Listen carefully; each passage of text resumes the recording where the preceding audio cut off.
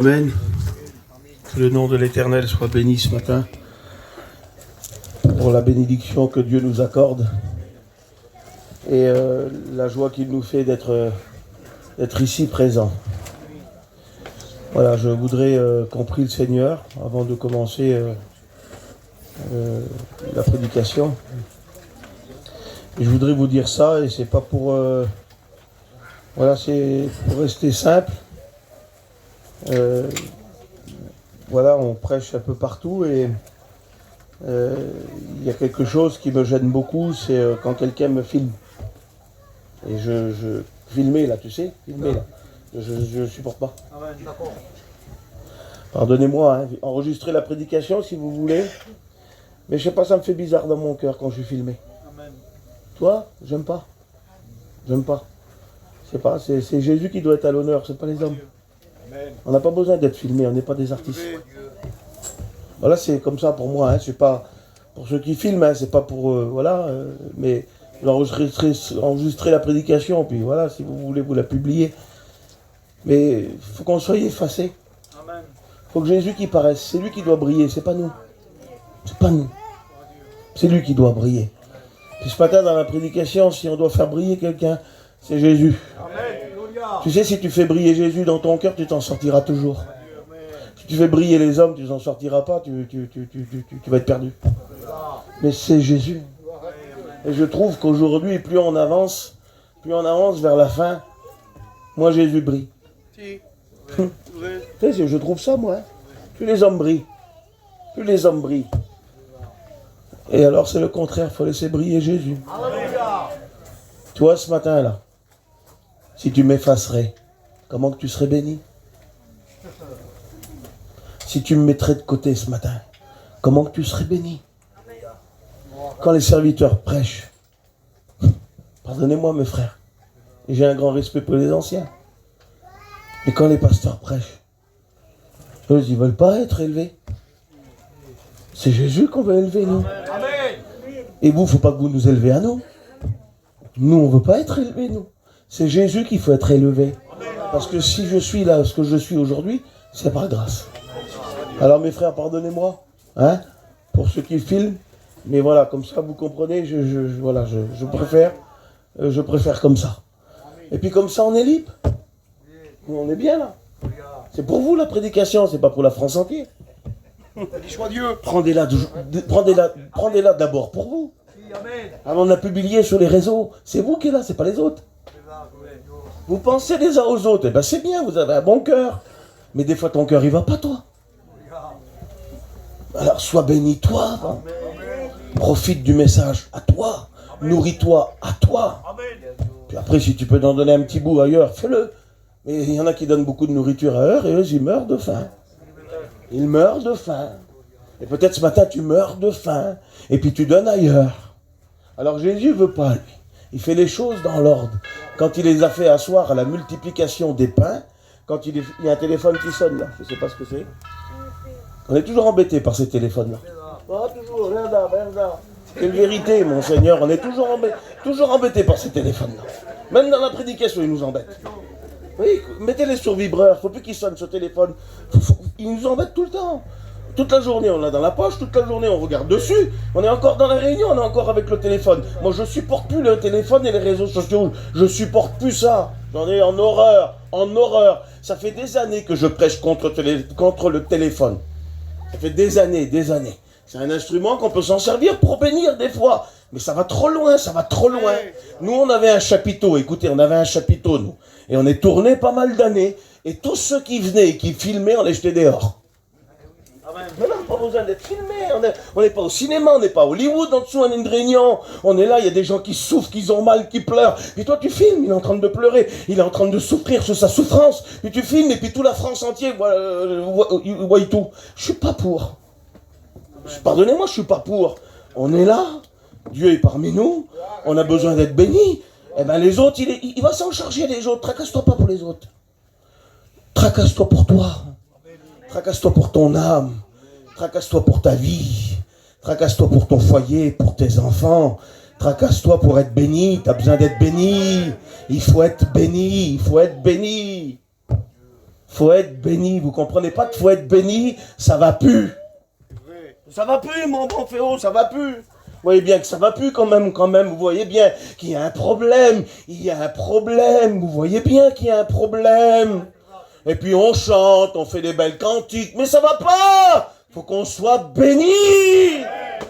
Faut arracher nos cœurs, on fait trop de manières, on est des maniéreux. Oui, on fait trop de manières, Dieu en horreur des manières. Il aime pas. Il aime bien quand c'est simple. Et quand t'as mal, Ah oui. Quand t'es pas bien, joue pas la bien, joue pas le bien. C'est quoi de ça? Je vais jouer devant Dieu, moi. Je pleurais tout à l'heure sur ma misère. Et je reconnaissais que si je suis assis ici, c'est Dieu qui m'a emmené jusqu'à là. Si je suis pas là, je suis mort. Moi, s'il n'est pas là, je suis mort. Je vais vous prêcher. Je serai anime aujourd'hui, moi, si Dieu n'est pas là. Non. Je serai dans un trou, dans une fosse, je serai. Mais parce que Dieu m'aime et il me tient. Mais vous savez ce que je fais aussi? Je vais vous donner mon secret. C'est comme ça va pas, j'arrache mon cœur, je le dis à Dieu. Fais pas semblant, tu sais, semblant là. Ça va? Oui, puis ça va pas. Ou si tu veux pas le dire, dis-le pas, mais au moins sois vrai. Comme une bénédiction qu'on a besoin. On joue. Pardonnez-moi de vous parler comme ça, mais on laisse le Saint-Esprit parler. C'est Dieu qui a besoin de parler. C'est pas les hommes qui ont besoin de parler. C'est Dieu qui a besoin de parler. Et pour tout vous dire, j'ai même pas de message ce matin. Je sais même pas ce que je vais prêcher. Eh ben c'est bien comme ça. Parce que le Saint-Esprit prépare. Lui, il est en train de préparer le repas là. Il prépare le repas là. Amen. On joue trop. Dieu en a marre. On joue trop les bénis. Alors qu'on ne l'est pas. Si t'es béni, c'est bien si t'es béni. Merci Seigneur. Mais par contre, si t'es pas béni, tu joues le béni, là Dieu n'est pas d'accord. Il marche pas Dieu, il marche pas. Et puis attends, tu vas retourner en rond, et qu'est-ce que tu vas faire? Tu vas tomber dans un trou. Et puis non seulement toi, tu vas tomber dans un trou, tes enfants vont te suivre et toute ta famille. Ça va loin. Ça va très loin quand t'es pas béni et que tu joues le béni. Hein. Ça va très loin. Faut pas écouter les pièges du diable, faut pas écouter le diable. Ça va pas. Ah oui, ça va pas. Alors ça va pas, on va ouvrir la Bible. Ça va pas, Jésus, hein, ça va pas. On va ouvrir la Bible. Voilà. Puis on va voir ce que Dieu a à nous dire. Parce que ça va pas.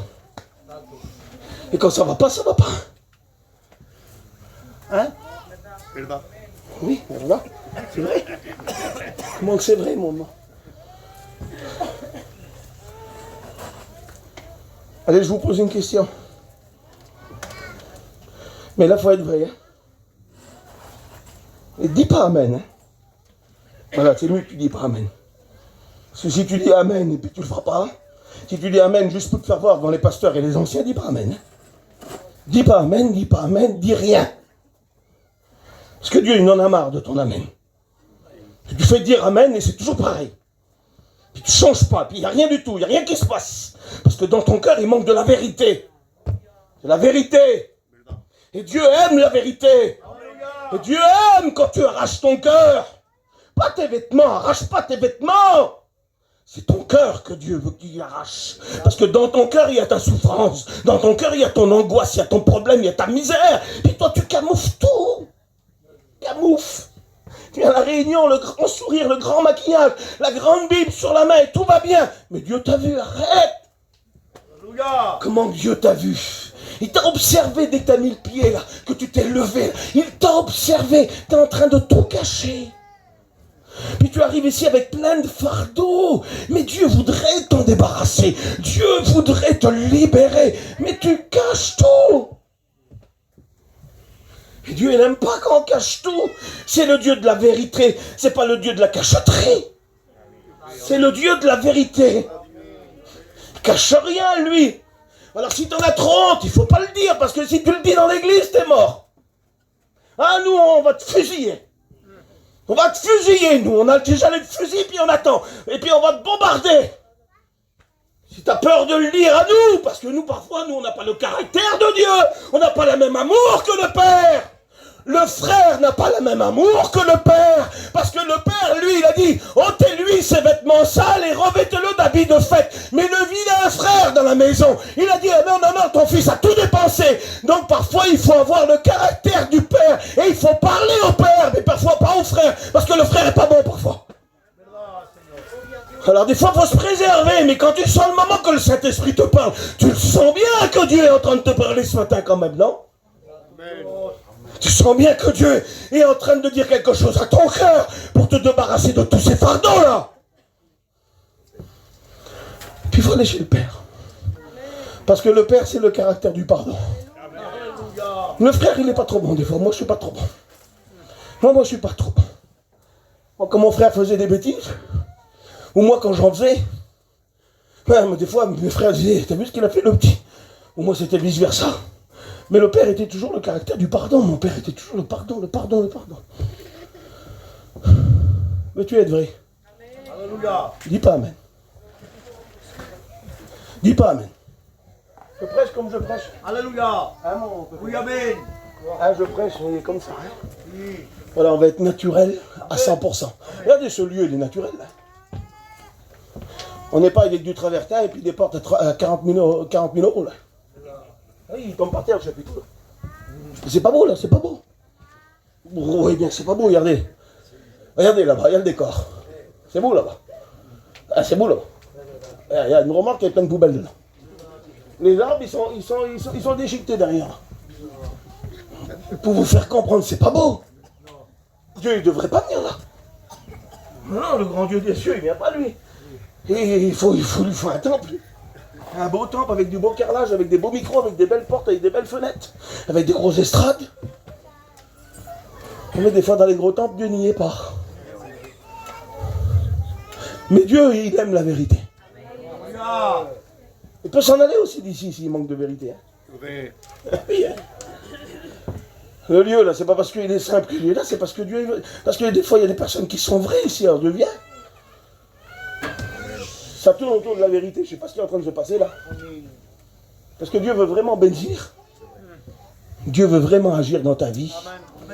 Dieu veut vraiment te libérer du piège qui est en train que Satan a causé. Dieu veut vraiment t'en libérer. Mais il va falloir répondre. Parce que quand tu réponds, Dieu agit. Et c'est pas parce que le lieu est simple que Dieu, oui, il est là, c'est vrai. Je me contredis parfois, mais bon, que voulez-vous?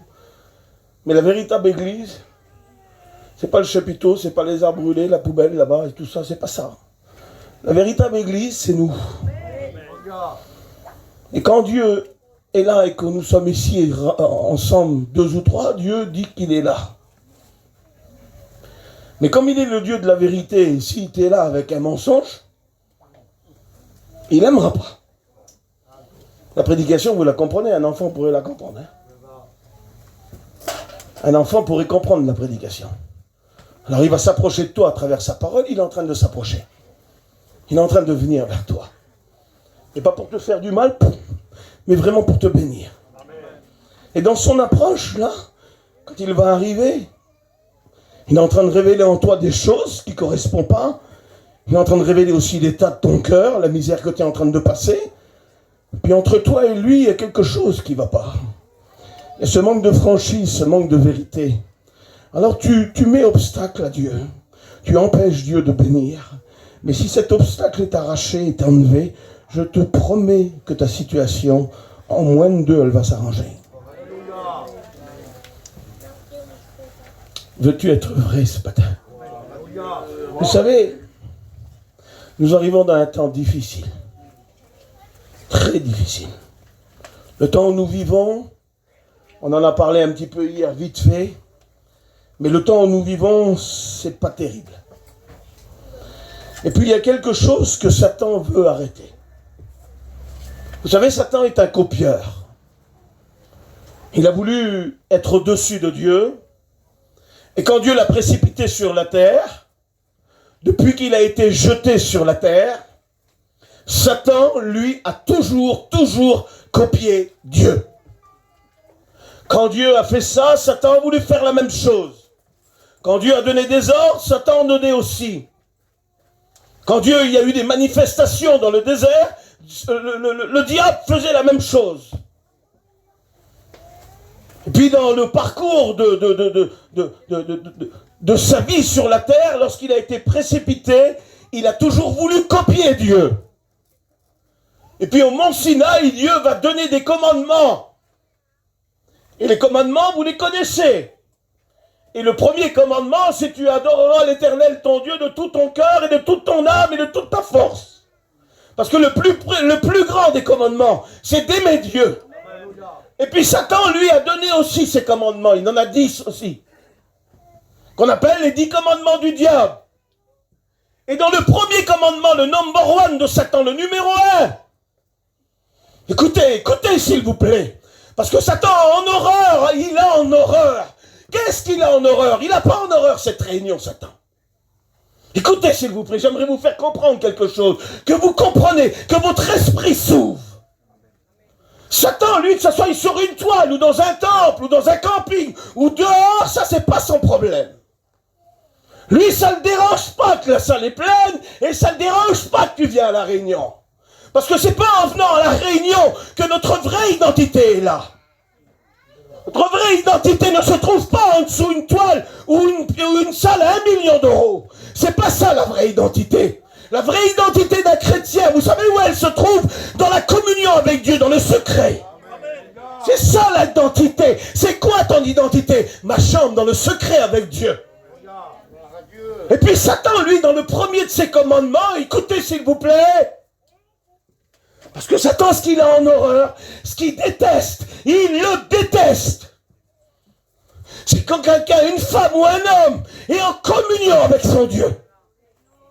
Oh, tu peux venir à la réunion et chanter tes gosiers, pardonnez-moi l'expression, en chantant des cantiques. Ça ne le dérangera pas. Mais ce qui va le déranger, c'est comme tu fermes ta porte, tu rentres dans ta chambre, tu prends ta Bible ou ton foulard et tu te mets à genoux et tu commences à rentrer en communion avec ton Dieu.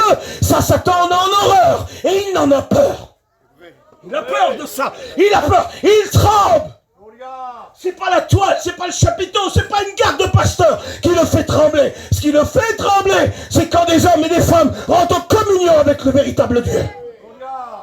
Et dans le commandement du diable, écoutez s'il vous plaît. Écoutez s'il vous plaît. Parce que nos lots de problèmes, nos lots de soucis, c'est quand la communion de Dieu est coupée. Je ne vois pas la communion d'un cantique. Je ne suis pas contre les cantiques. Loin de là.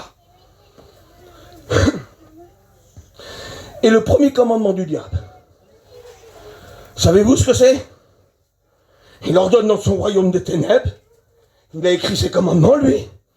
Puis il sort le number one.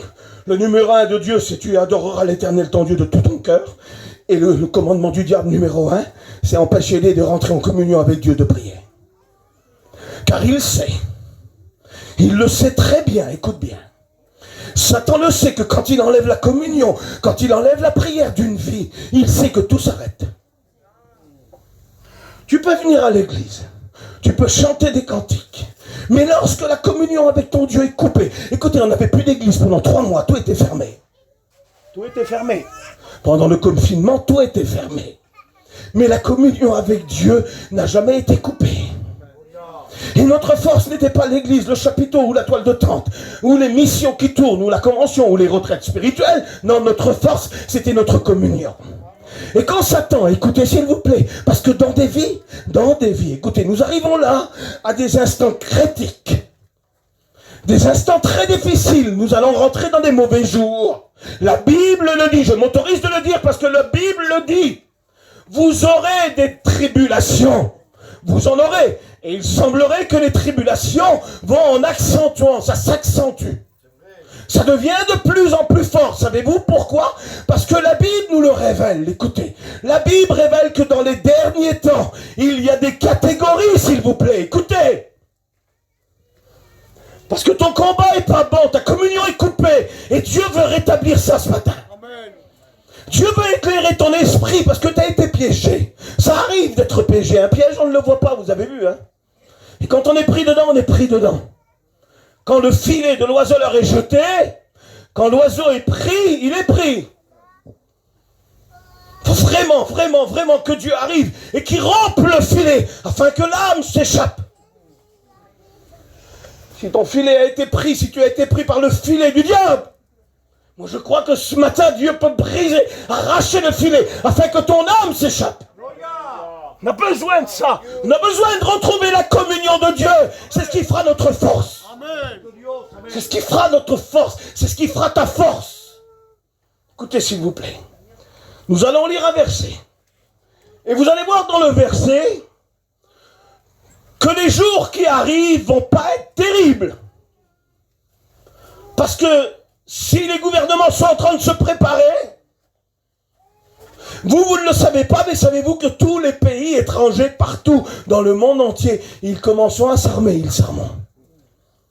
Ils achètent les armes du monde entier, ils achètent. Mais pourtant, il n'y a pas de guerre d'annoncer, il n'y a rien du tout. Ils achètent. Mais nous, d'après la Bible, nous savons qu'il y a une guerre finale qui va arriver après la grande tribulation qu'on appelle l'Armageddon. Nous le savons, la Bible le dit ça. Et puis, ils s'arment, ils achètent des armes. Ils sont en train de se préparer. Et bien, dans le royaume des ténèbres, pour la fin, là, il y a quelque chose qui se prépare.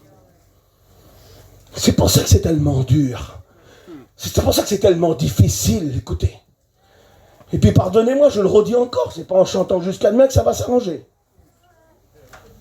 Ce qui va arranger et couper tout, c'est la communion retrouvée avec Dieu.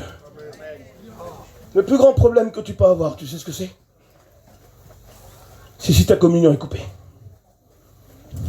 Si ta prière est coupée avec le Maître, si ta communion est coupée avec Jésus, je te promets que les forces vont te manquer, que le discernement va te manquer, que le péché va rôder autour de toi, que la séduction va rentrer. Et Satan le sait très bien que s'il coupe la communion, il va pouvoir passer. Parce que ce qui l'empêche de passer, c'est la communion que tu as avec Dieu. Regardez ce qu'il est dit dans le livre d'Éphésiens. Le livre d'Éphésiens va nous révéler quelque chose, des catégories. Des catégories. Je ne sais pas pourquoi je prêche comme ça. Je prêche comme ça parce que je crois que Dieu veut aider quelqu'un ce matin. Amen. À retrouver la communion avec lui. Par contre, ce qui est bien avec moi, tu sais, moi je vais enlever mon titre là. Le titre de pasteur, je vais l'enlever. Puis avec moi, quand ça va pas, moi j'aime le dire à Dieu. S'il n'y a plus de jeûne, s'il n'y a plus de prière, je ne me tracasserai pas de le dire devant l'assemblée, ça ne me dérange pas du tout. Parce que c'est vrai, si c'est vrai, c'est vrai. On ne va pas aller jouer un rôle. Nous allons lire. On va lire ce verset que vous connaissez. Et dans le verset, le Seigneur va soulever le voile sur quelque chose. Ils viennent de où tes problèmes? Le verset va dévoiler quelque chose qui dit, t'as pas à lutter contre ton fils, t'as pas à lutter contre ta fille, contre ta belle-mère, contre tes parents. Écoutez bien s'il vous plaît. T'as pas à lutter contre les pasteurs de l'église ou la sœur de l'église. Il veut pas le Seigneur, c'est pas ton combat ça. Il va soulever le voile sur quelque chose, parce que des fois nous combattons et nous agissons dans des manières qui ne correspondent pas à la Bible. Et ça fatigue. Ça fatigue beaucoup. Vous savez, l'auteur du mal, c'est le diable. Et parfois, des personnes de nos foyers, de nos familles sont influencées. Et puis nous combattons contre eux. Nous combattons contre eux. Mais Jésus, lui, dans la révélation de l'Écriture, à travers l'apôtre Paul, dans l'épître aux Éphésiens, il va dire, ce matin, vous vous trompez de combat. Et vous vous fatiguez beaucoup. Et lorsque la bénédiction tarde, vous tapez du poing sous la table et c'est moi qui prends, dit Dieu. Écoutez, c'est important ce que je dis ce matin. Dieu dit, au lieu de combattre dans les normes, vous combattez mal. Et lorsque ça tarde, parce qu'après tu es fatigué, c'est l'Éternel qui prend. Et tu dis, tu fais rien, toi tu me laisses dans ma misère. Alors que Dieu veut te montrer le vrai combat ce matin. Le véritable combat pour détruire et anéantir tous les plans du diable. Voulez-vous savoir le combat? Voulez-vous savoir comment combattre? Eh bien, Éphésiens va nous le dire. Et il va dire, revêtez-vous de toutes les armes de Dieu. C'est un revêtement, c'est un habit qu'on doit prendre. Écoutez, s'il vous plaît. Et regardez ce qu'il dit. Il dit, revêtez-vous de toutes les armes de Dieu, afin de pouvoir tenir ferme contre les ruses du diable, contre les manœuvres du diable, car vous n'avez pas à lutter contre la chair et le sang, mais contre les... Et là, écoutez, ça arrive, écoutez. Écoutez, s'il vous plaît, je ne sais pas pourquoi je prêche comme ça, et ce n'était pas le message, mais je veux laisser Dieu agir dans cette réunion, et surtout pour vous. Amen. Pour que vous puissiez prendre le bon combat. Parce qu'il doit y avoir des fatigues dans les foyers là. Il doit y avoir beaucoup de fatigues. Et puis il y en a qui n'en veulent parfois à Dieu, et qui crient sur Dieu, parce que c'est vous qui vivez la misère. Mais vous combattez mal. Et Dieu voudrait vous révéler comment le combat doit être. Combat pas contre ton petit, écoute s'il te plaît. Tu sais ce que c'est ton fils? C'est une victime. Tu peux condamner une victime au tribunal? Non, tu condamnes un coupable au tribunal. Pas une victime. Une victime, tu ne la condamnes pas. Tu ne la condamnes pas. Tu ne condamnes pas une victime. Elle vient au tribunal, elle a subi, c'est la victime. Elle ne condamne pas, elle est blanchie. Elle vient à la barre, elle n'a rien. Mais le coupable, lui, il est jugé. Et puis ton fils, ta fille, c'est des victimes. Victimes de qui alors? Qui on va juger? On va juger Satan. C'est Satan l'auteur du mal. Et c'est lui qui manipule. Et puis parce que toi t'es faible, ou tu te trompes de combat, ou tu chantes du matin jusqu'au soir et la communion a été coupée, alors tu combats contre la chair et le sang. Mais l'Éternel va te dire quelque chose. Vous n'avez pas à lutter contre la chair et le sang, mais écoutez, il y a 4 catégories qui arrivent ici. 4. Et ça va aller de plus en plus fort. De plus en plus puissant. Ça ne va pas aller en diminuant. Ça va aller de plus en plus fort. Et regardez ce qu'il est dit. Vous n'avez pas à lutter contre la chair et le sang, mais contre les dominations. Écoutez, ça commence. Écoutez, s'il vous plaît. Contre les dominations, contre les autorités. Domination, autorité. Maintenant, ça monte. Le grade, il monte. Écoutez, prince de ce monde. Prince de ce monde de ténèbres. Et le dernier esprit, celui qui fait des ravages, c'est les esprits méchants dans les lieux célestes. Et comment ça se fait que toi, t'arrives pas? Parce que Satan est venu à couper la communion. Et t'as remplacé ta communion, toi, par autre chose. Et parce que tu as remplacé ta communion par autre chose, maintenant ta vision n'est plus la même. Ton comportement n'est plus le même. Ton objectif n'est plus le même non plus. Et là, au lieu de combattre ce qui anime le fils, ou ce qui anime la fille, ou ce qui anime le beau-père ou la belle-mère, ce qui anime tout ça, c'est des catégories que nous avons vues là. Et avant, tu avais le discernement, parce que tu étais en communion avec le maître. Et lorsque Satan est venu rompre cette communion, tu n'as plus le même discernement. Et la Bible dit, quand il n'y a pas de discernement, le peuple est sans frein. Et aujourd'hui, tu es en train de te tromper de combat.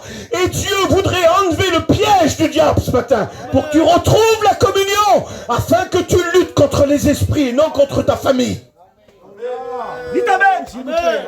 Dis-toi Amen, Amen, Amen. Afin que le diable soit détruit. Il est dévoilé ce matin.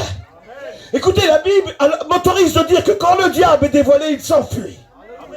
Et parce que le Saint-Esprit est en train de dévoiler le piège qu'il a mis sur toi, tu vas retrouver ta communion avec Dieu. Et après le combat, c'est le bon combat que tu vas combattre. Moi, je ne veux pas combattre mon fils. Satan a voulu le faire. Hein? Oui, il y a quelques jours en arrière, il a voulu le faire. Mais on a eu le discernement. Dieu nous a donné le discernement. Parce qu'il nous a donné le discernement, on a gardé le silence. Et on s'est mis dans la prière. Et puis Satan a été banni. Banni. Écoutez. Je suis le fil de la prédication et il y a des pensées qui viennent dans mon cœur, je vous le dis. Qu'est-ce qu'il faut faire, Seigneur? Il faut faire quoi? Qu'est-ce qu'il faut faire? T'es pas à ma place, toi, pour parler comme ça. C'est facile, la façon dont tu parles. Hein? Ben écoute, je te donne ma place, viens. Vas-y, viens passer un mois chez moi. Prends mes combats, vas-y, prends-les, je te les donne, je t'en fais cadeau. Chacun a son lot de souffrance et ses combats, vous savez. Je sais de quoi je parle. Et je suis pas ici pour mettre des poids sur toi. Mais je suis en train de te dire que la communion a été coupée et tu dois rétablir ça au plus vite. Au plus vite, au plus vite, au plus vite. Tu dois rétablir ça. Comment il faut faire, Seigneur? Dans la Bible, il y a un homme qui vient avec son fils qui est possédé par le démon. Imaginez-vous. Puis quand il emmène son fils vers ses disciples, ils croient que lui, il va avoir la solution. Ils croient que lui, dans son cœur, il emmène son fils vers ses disciples et pour lui, ça va aller. Mais ça ne va pas. Puis Jésus arrive. Puis Jésus va dire quelque chose. Dans l'évangile de Marc au chapitre 9, qu'est-ce qu'il faut faire, Seigneur? Il faut faire quoi ce matin? Jésus nous dit, toi, cette sorte-là, cette catégorie-là, cette domination-là, ces esprits méchants-là, ils sortent que par une chose. Ils sortent que par le jeûne et la prière. Quand tu rétablis la communion avec Dieu, le diable en a en horreur. Parce que tu parfumes, tu sens l'odeur de Dieu. C'est l'odeur de Dieu qui émane de toi. Et le diable a en horreur du parfum de Dieu. Savez-vous ce que c'est le parfum de Dieu? C'est l'amour. Et cette odeur nauséabonde du diable, la pourriture du diable, c'est la haine. Et lui, il veut te couper de la communion de Dieu, ce parfum d'amour. Il veut te le couper pour mettre sur toi son vilain parfum de la haine, de la colère, de la méchanceté. Et il le sait que s'il coupe la communion, ça va se faire. Vous voulez qu'on joue carte sur table ce matin? Carte sur table. Amen. Hein? Pas de manière. Pas de manière, pas de manière. Carte sur table. Allez, carte sur table. On va être vrai ce matin. Amen. On va enlever les titres de pasteur. On va enlever les titres de diacre, de chrétien. On va enlever les foulards. On va enlever les Bibles, pardonnez-moi. Mais on va jouer carte sur table. Carte sur table. On est devant Dieu. Qui sait ce matin? Je vais le faire. Qui sait ce matin qui a perdu la prière? Et là, je vais vous dire quelque chose. Vous allez être étonnés. Moi, le premier. Je lève la main devant Dieu. Et je me lève devant Dieu. Arrête, Donald, dis pas ça! Oh, qu'est-ce que je m'en balance. Tu sais, j'ai déjà dit, je voyais Satan. Écoutez, s'il vous plaît. Écoutez, s'il vous plaît. Luc 10, verset 18. Je voyais Satan tomber comme un éclair. Connaissez-vous la puissance de l'éclair? La puissance du tonnerre? Il n'y a rien qui lui résiste. Elle tombe à la vitesse lumière, 300 000 km à la seconde. C'est un petit arc électrique, un fil électrique comme un petit fil à cheveux. On ne voit rien du tout, mais il tombe avec une puissance. Quand Jésus dit, je voyais Satan tomber, et vous savez, il y a des fois dans des vies, dans des foyers, où Satan tombe. Et lorsqu'il tombe pas pour te dérouler un tapis rouge. Lorsqu'il tombe et qu'il arrive, c'est pour ruiner. Puis des fois, il vient avec délicatesse, il vient avec audace, il vient doucement. Des fois, tu ne le vois pas arriver parce qu'il a coupé au préalable la communion. Et quand il coupe la communion, tu vois plus trop clair. Puis tu commences à te retirer un petit peu de la prière, de la chambre secrète. Et lorsque tu t'enlèves de la chambre secrète, là, eh ben le danger est là. Et puis parfois, tu sais, quand tu es pasteur, tu es en haut de la montagne. En haut de la montagne, et tu es béni. Et tu pries et tu jeûnes. Puis des fois, tu tombes. Tu descends. Tu es toujours pasteur, tu ne vis pas dans le péché. Tu ne vis pas dans le péché. Mais ton degré spirituel a tombé. Et parfois, moi, dans ma vie chrétienne, et merci Seigneur que j'ai comme ça. Je suis content que c'est comme ça. Parce que ça me reste réaliser que je suis un homme.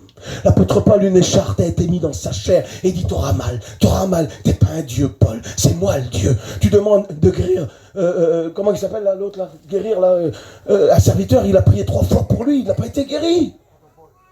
L'apôtre Paul, rendez-vous compte. Puis des fois, t'es au sommet de la prière. Puis des fois, t'es dans la vallée. Moi, en ce moment, je suis dans une vallée et plus de prière. Mais arrête, mon bon Donald, dis pas ça. Tu sais pourquoi je le dis? Parce que maintenant, je vais aller chez mon Dieu. Amen. Je disais à Vaval tout à l'heure, et je pleurais, j'écoutais un cantique et je pleurais. Et je pleurais, et je pleurais, et je pleurais. Puis je disais, Vaval, je voudrais revenir comme avant. Je voudrais revenir comme avant. J'arrive plus, on dirait que la chair a pris le dessus. Mais je me bats tous les jours. Amen. Vous savez, je prêche ce message là, et puis je me sens dans le message. Amen. Et je sens que Dieu est en train de faire renaître en moi des choses. T'as le droit, t'as le droit, t'as le droit, t'as le droit. Et puis il faut le dire, c'est bien de le dire. Qui sait que la communion a été coupée? Il y a juste une main qui s'est levée, c'est moi. Ah oui, moi qu'on m'a fait, bah oui, c'est vrai. Mais pas toujours en haut de la montagne. C'est vrai.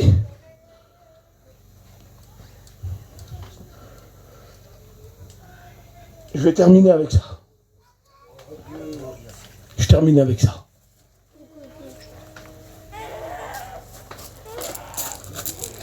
Est-ce qu'il y a des choses qui ont été tuées en toi? Quand je voyais Satan tomber comme une éclair, quand elle tombe, vous avez vu le bruit que ça fait, hein?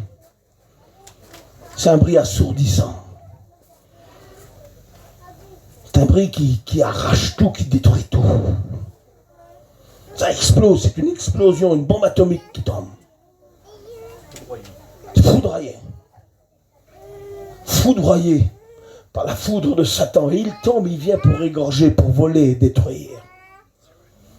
Et quand il tombe, c'est pour tuer. Quand il tombe, c'est pour tuer. Écoutez, on est dans le livre de la Genèse. Il a une lignée d'hommes qui doit louer Dieu.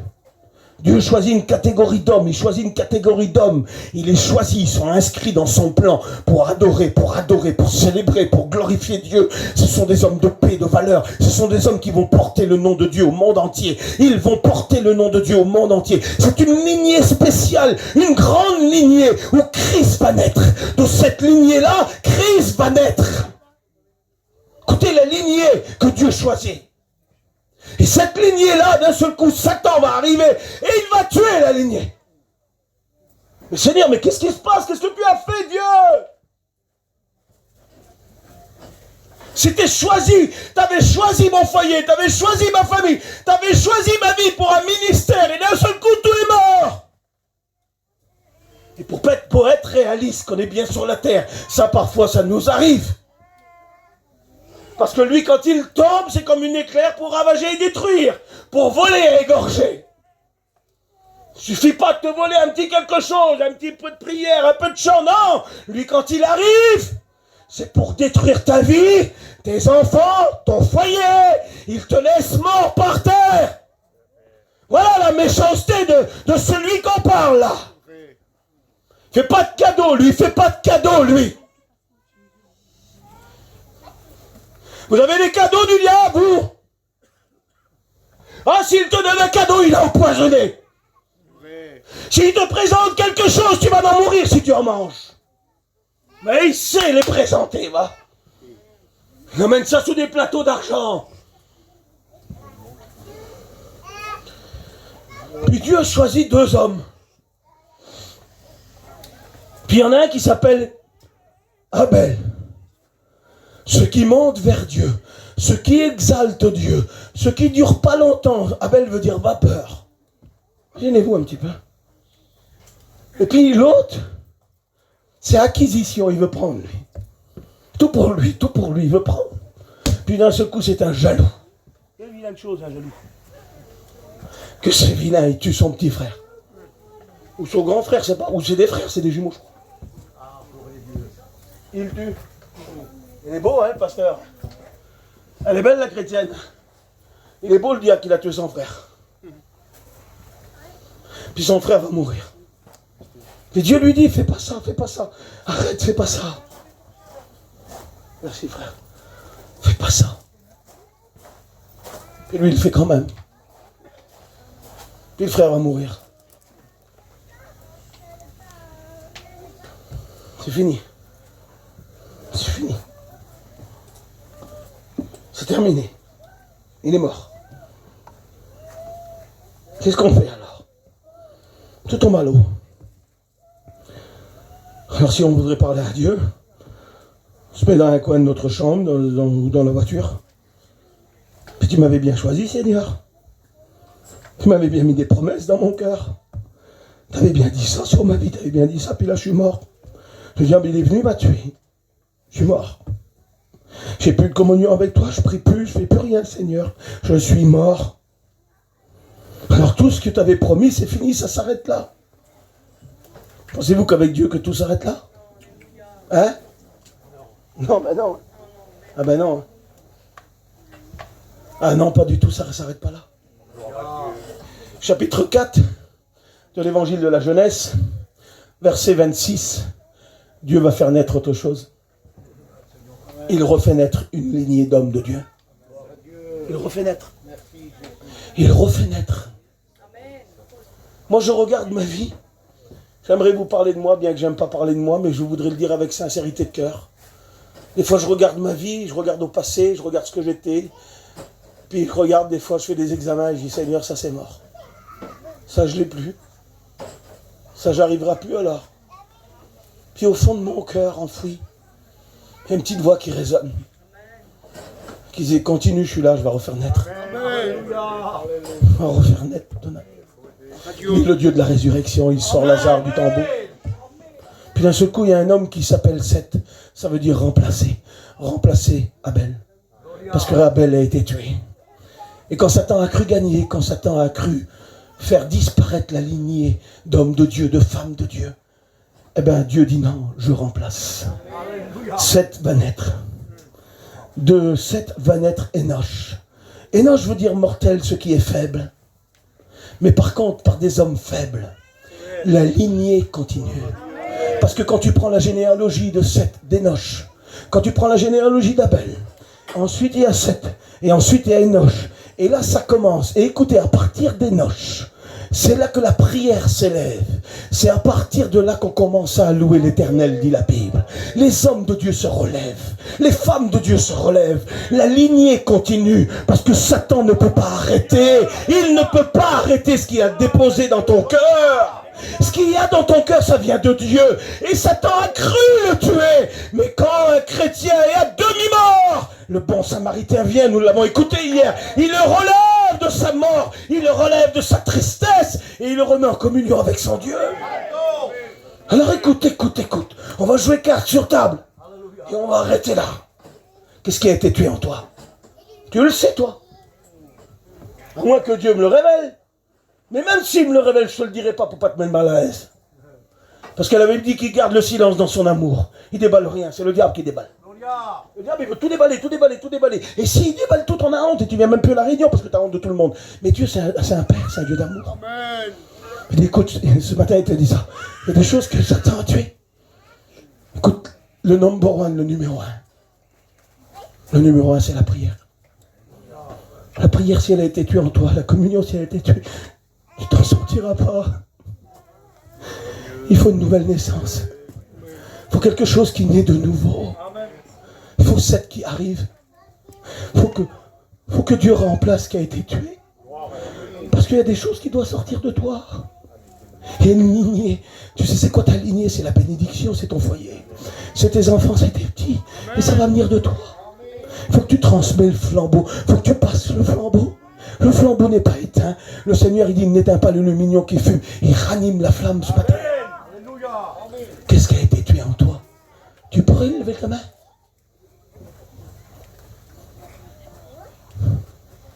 Ben voilà, on s'est trompé, on retourne chez nous. Non, mais ça a trompé, il n'y a pas que moi et toi. Il y a juste moi et lui, on a prêché pour nous deux. Il y a juste moi et toi qui va pas, mon Vaval. Alors Seigneur, c'est moi et Vaval. Voilà, j'ai prêché pour moi et Vaval. Parce que personne ne lève la main, on a prêché pour moi. Ah ben c'est bien, Vaval. Dieu va faire ressusciter en nous des choses qui sont... Ah oui! Dieu va faire ressusciter en des choses que Satan a tuées. Si c'est pas pour vous, alors je vais vous demander quelque chose, écoutez. Parce que j'ai vu personne lever leurs mains. Si c'est pas pour vous, le message. Alors écoutez-moi, Vaval, on en a besoin. Priez pour nous. Amen. C'est bon ce que je fais là. Ah c'est bon. Vous voulez pas vous identifier? Pourquoi? Vous allez jouer encore? Il y a quelque chose qui coupe la communion, c'est le manque de vérité au milieu. Là, fais-le disparaître. C'est rien, tu sais, c'est rien, tu sais, c'est pas un péché de pas prier, hein. Si Satan est venu puis qu'il a mis des fardeaux lourds sur toi puis que tu n'as plus la force, tu es à demi-mort, il faut que Jésus, le Samaritain, vienne te relever. Il faut qu'il vienne te bénir. C'est lui, il faut qu'il vienne. Écoutez, c'est lui qui a fait renaître, hein. C'est lui qui a fait renaître, hein. Écoutez, c'est lui qui a fait renaître, hein. Ève a dit, merci Seigneur, tu as remplacé un fils, tu m'as redonné 7. Caïn a été tué, elle a dit, Seigneur, tu m'as redonné un fils. La naissance, elle venait de Dieu, hein. La lignée, elle venait de Dieu. Quand il a dit sur Lazare, sors depuis 4 jours, il est sorti, hein. Et des fois, il y a des situations qui nous emmènent dans notre tombeau, pardonnez-moi l'expression. Mais des fois, on est là, on est dans le noir, on braille du noir, on ne s'en sortira pas. Et on va mourir comme ça. Mais non, non, non. Nous emmenons Jésus devant le tombeau, nous l'emmenons. Et ce matin, à travers la prédication, nous enlevons la pierre. Nous enlevons la pierre qu'il y a devant toi. Et la lumière de Jésus arrive, et la voix de Jésus arrive, et te dit, sors. Qui voudrait sortir de sa situation là? Vous pouvez vous lever là s'il y en a un qui se lève ou deux qui voudrait sortir de sa situation. Situation de tristesse, de douleur, une situation qui a coupé la séparation de Dieu. Nous allons prier s'il vous plaît. Invoquer Dieu. Et tu vas demander à Dieu, tu vas dire Seigneur, fais renaître en moi. Fais renaître en moi, Seigneur. Alléluia. Il y a quelque chose qui a été tué. Il y a quelque chose qui a frappé, qui est descendu. Ça a tombé comme une éclair, Seigneur. J'ai pas vu arriver, Seigneur. Je l'ai vu quand j'ai été roulé. Dis-lui ça. Je l'ai pas vu, Seigneur. Je t'en demande pardon. Le Seigneur le sait que t'es une victime. T'es pas un coupable. Il te condamne pas comme coupable.